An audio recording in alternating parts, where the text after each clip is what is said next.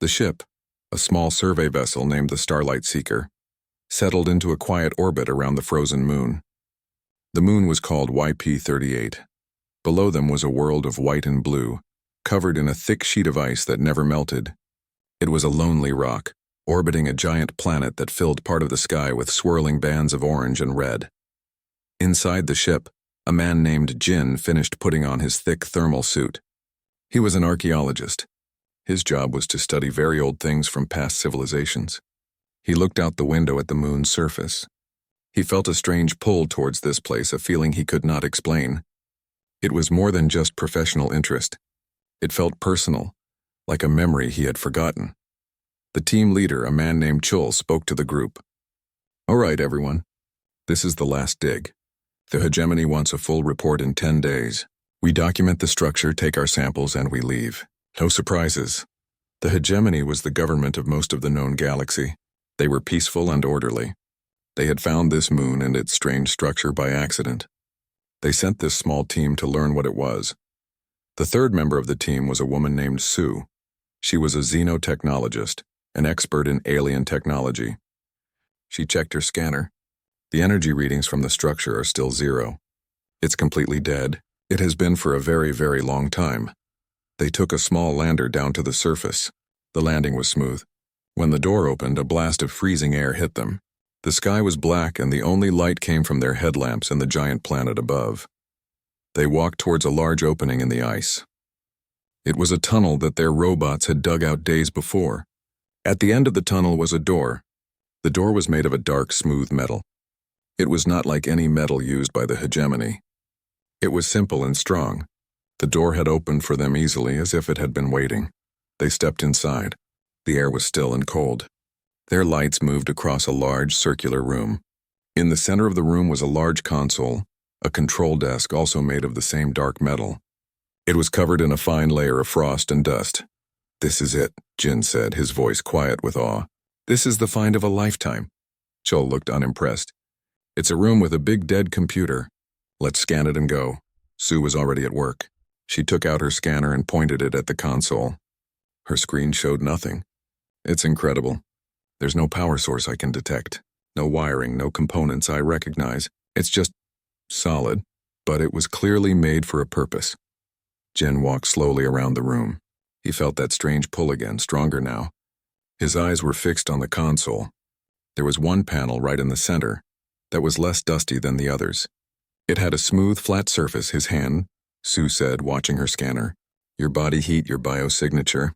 It's causing a tiny reaction in the material." "It's like it's listening." Chul frowned. "Jin, step back." "We don't know what that thing is," but Jin didn't move. He was captivated. The feeling was overwhelming.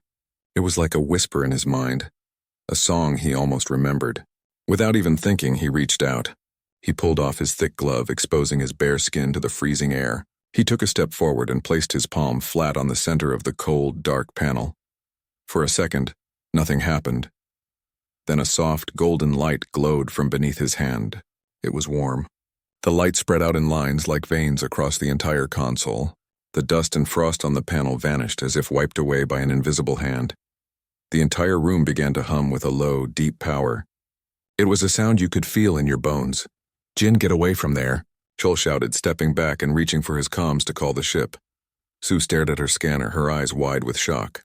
The energy readings. "They're off the scale. It's coming from everywhere." The walls, the floor. The whole moon. The console was now fully alive. Golden light pulsed gently within it. Symbols and shapes unlike any known language appeared in the air above it as bright holograms. They moved and shifted, telling a story no one could understand. Then a voice filled the room. It was clear and calm and deep like a mountain. It spoke in a language none of them had ever heard. But somehow they understood the meaning perfectly. The words were simple and earth-shattering. "Welcome back, commanding species."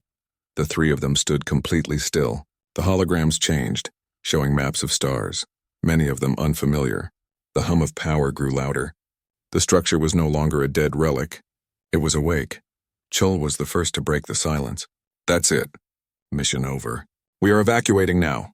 He was already heading for the door. Sue didn't move. She looked from her wildly flashing scanner to Jin's face. "Commanding species?" she whispered. What does that mean? Jin finally pulled his hand back. The spot where his skin had touched the metal was warm. He looked at his hand, then at the glowing console. He looked at Sue, his eyes full of a confusion and wonder that mirrored her own. The machine had recognized him. It had recognized them. The console glowed brighter and the star map spun faster, waiting for a command. The silence on the bridge of the Starlight Seeker was heavy and thick. It had been hours since they had rushed back from the moon's surface. The lander was secured, but the fear was not. Chul stood at the main window, staring down at the glowing spot on the white moon below. The entire structure was now lit from within, a golden beacon in the icy darkness. His orders from the Hegemony Council had been very clear. Observe, do not interact. He had failed. We should leave the system right now, Chul said, his voice tight. This is a containment breach. A major one. Jin was sitting at a console, his face pale but his eyes bright. We can't leave. This is the most important discovery in history. It spoke to us and it called us commanding species, Sue added from her station. Her screens were filled with data from the structure. The energy output is stable, but it's unlike anything on record. It's not plasma, not fission, not fusion. It's something else. And it's building. Building what? Chul asked, turning to face them. A weapon. A signal to bring more of whatever built it. We are a survey team, not a first contact division. It recognized Jin, Sue said quietly. The biosignature trigger was specific. It was waiting for him. For us? That's impossible, Chul argued. Humanity has never been out this far. Our history in space is only a few hundred years. That thing down there is millions of years old. That's what we were taught, Jin said. He looked at his hand, the one that had touched the console. It still felt warm. But what if that's wrong? What if we forgot? A sharp beep came from the communication panel. An urgent message from the Hegemony Council was coming through. Chul accepted the call. A hologram of a tall, slender alien with large, calm eyes appeared in the center of the room. It was Counselor Valen, Team Leader Chul. The alien's translated voice was smooth, but carried a tone of deep concern. Our long-range sensors detected a significant energy surge from your location. Explain. Chul took a deep breath. Counselor, the artifact on YP-38, it activated upon our physical contact. It is now emitting a continuous unknown energy signature. Did it communicate? Valen asked. There was a pause. Jin nodded at Chul, his eyes pleading. Yes, Chul said finally. It spoke a greeting. It said, Welcome back, commanding species. The hologram of Counselor Valen was silent for a long moment. The large eyes seemed to narrow slightly. That term? Commanding species. It is in our oldest legends, a myth. A warning from a violent prehistoric age. You must deactivate it. Sue stood up. Counselor, with respect, we don't know how to deactivate it. And we don't know what it does. It is currently accessing a massive data core. We are learning. You are interfering with a force you cannot understand, Valen said, his voice firmer. The hegemony was built on peace. The commanders of legend brought only war and destruction. Their technology is a plague. Shut it down. Use any means necessary. That is a direct order. The hologram vanished. The bridge was quiet again. The order hung in the air. Chul looked at Jin and Sue. You heard him. We have to try. You can't, Jin said, standing up. This is our history. This is who we are. It's a machine, Jin. A dangerous one. Chul shot back. We have our orders. Sue, Jin said, turning to her. What is it doing, really? Sue had been working while they argued. She had managed to link her scanner to one of the structure's external data streams. It was like sipping from an ocean of information. It's not a weapon. Not just a weapon, she said, her voice filled with wonder. It's a record. A history book. It's called Aegis's Wrath. It was a gift. A gift? Chul asked, skeptical. From them, from us, from humanity, Sue said, pointing to the screens. Millions of years ago, a threat came from outside the galaxy. The files call them the Void Dwellers, a swarm that consumes all life. Humanity fought them. They spent generations, their entire civilization, to build this. A defense system. A promise to protect this part of the galaxy long after they were gone. The screens showed old, fragmented records, images of ships that looked both familiar and alien. Stars going dark. A final desperate stand.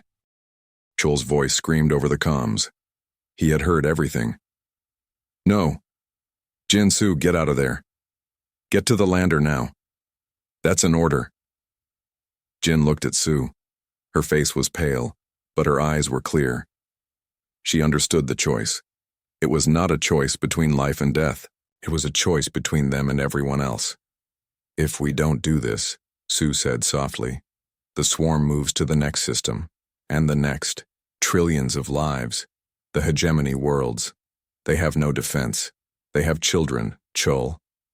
We can find another way, Chul insisted, his voice desperate. We can retreat, regroup. There is no time, Jin said, looking at the hologram. The purple glow in the Leviathan's maw was getting brighter. It was almost ready to fire. There is no other way. This is what this place is for. This is why our ancestors built it. He looked at the red symbol on the console, the one for the final argument. His hand hovered over it. His heart was pounding.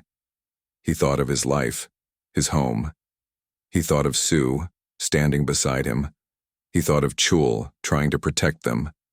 He didn't want to die, but he thought of the hegemony worlds, peaceful and unaware. He thought of the silent, dark future the swarm would bring. He was the commanding species. This was his responsibility. It was a title he never asked for, but it was his now. Sue saw the conflict on his face. She didn't say anything. She simply stepped forward. She placed her hand over his on the console. Her hand was small and cold, but her grip was firm. She was with him. That was all he needed. Jin took a deep, shuddering breath. He pressed the red symbol. The console glowed brightly. The entire moon shook violently. A deep, grinding sound came from far below, as if the world itself was breaking.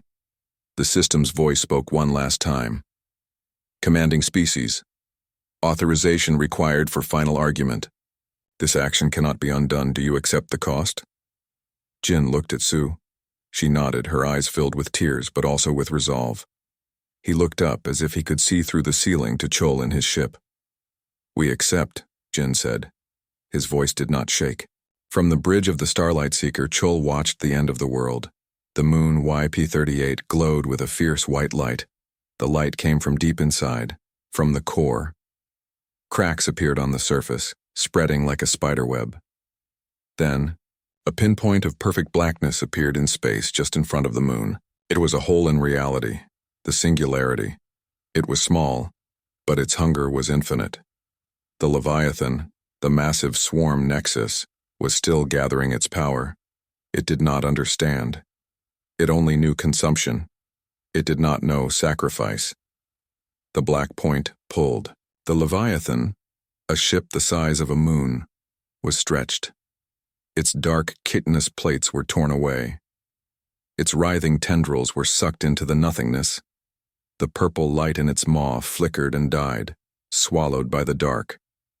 The great beast was pulled apart like string, its pieces vanishing into the tiny, hungry point. The singularity grew as it fed. It moved towards the moon itself. Chul saw the lander still on the surface. He saw the facility where Jin and Sue had made their choice. He wanted to look away, but he could not.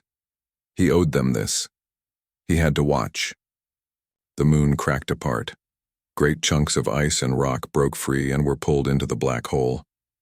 Then the dark metal of the ancient facility, the Aegis system, was torn from its foundations and disappeared. Everything was consumed.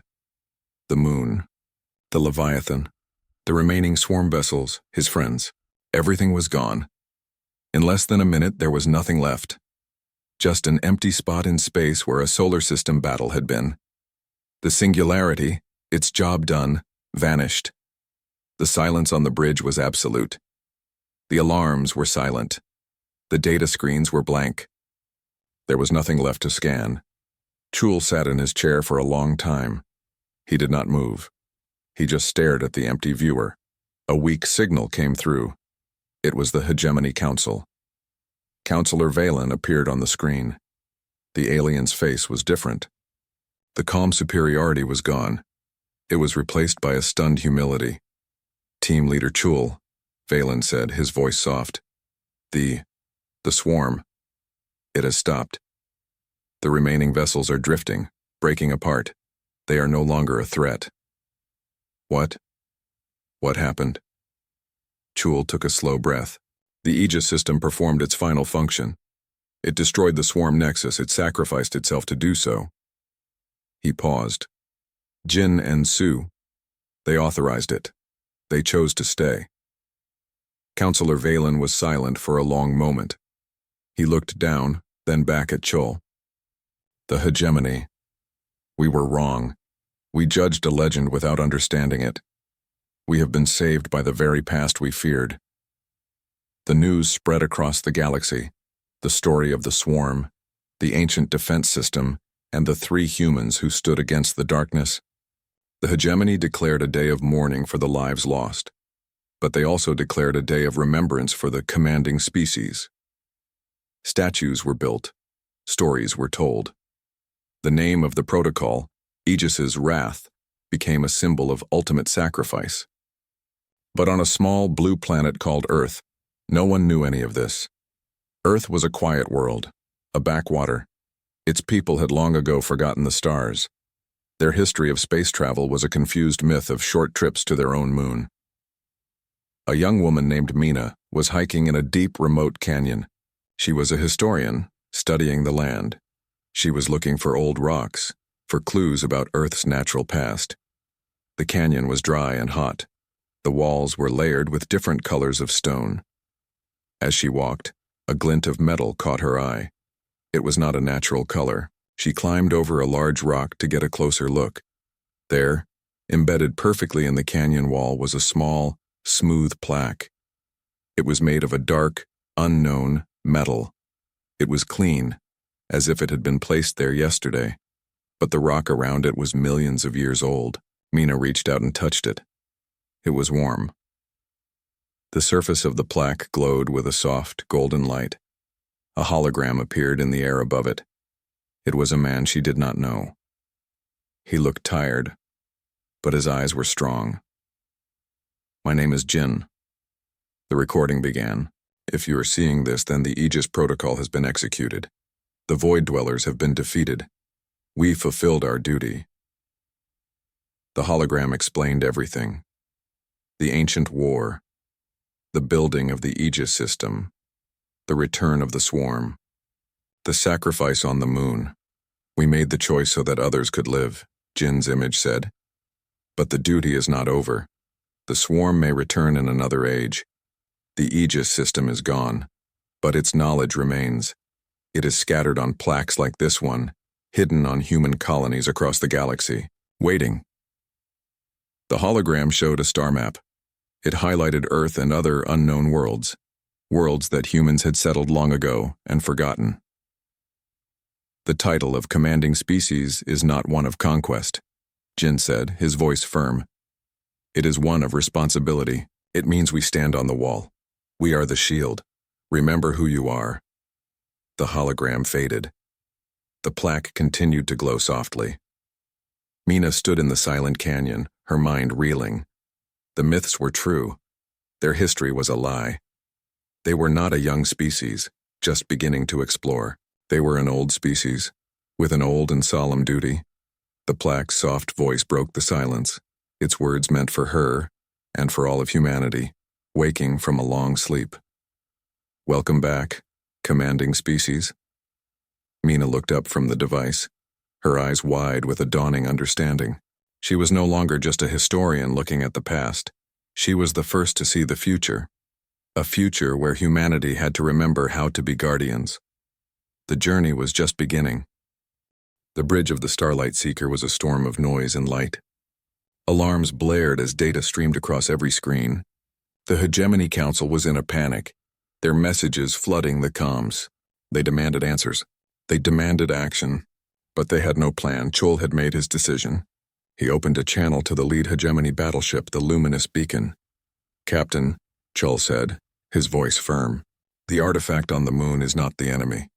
It is our only hope. The threat is real. You have seen the sensor data." The alien captain's face, a mask of smooth blue skin and large black eyes, filled the screen. "Our orders are to form a defensive line and assess. We will not rely on a primitive weapon of mass destruction." "It's not primitive," Sue cut in, her voice sharp with frustration. "Its technology is 1,000,000 years ahead of ours. You are assessing a hurricane. It will destroy you. But the channel was closed. On the main viewer, they watched the hegemony fleet move. Dozens of sleek white ships arranged themselves in a perfect defensive formation between the moon and the approaching darkness. Their energy shields glowed, creating a beautiful, shimmering wall in the void. Jin stood up. We have to go back down there now. Chol didn't argue. He simply nodded. Sue, you're with him. I'll stay here and try to coordinate. Or at least watch. The trip down to the moon's surface was a tense, silent ride. When the lander door opened, the hum of power from the structure was now a deep, physical vibration in the air. The ice around the entrance had melted, revealing more of the dark metal. Jin and Sue ran into the central chamber. The console was blazing with light. The holographic star maps were now live, showing the real-time position of the hegemony fleet and the approaching swarm.